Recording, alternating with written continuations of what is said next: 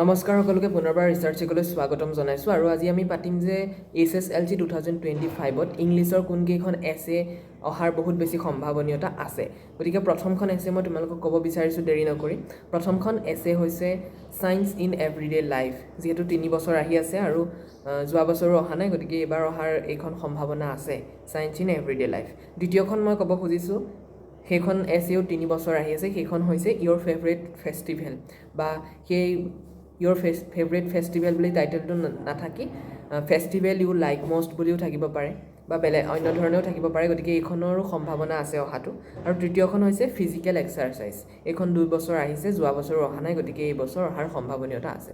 গতিকে মই ক'ম যে এই 3খন এছে চোৱাৰ উপৰিও তোমালোকে মই ভাবিছোঁ যে তোমালোকে আন কিছুমান এছে চাইছা, গতিকে সেইখিনিও চাই থোৱা ভাল, কিন্তু এই 3খন এছে অহাৰ সম্ভাৱনীয়তা বহুত বেছি। গতিকে তোমালোকে প্ৰস্তুতি ভালদৰে চলাই থাকা আৰু এইকেইখন এছেৰ ওপৰতো গুৰুত্ব আৰোপ কৰিবা। ধন্যবাদ।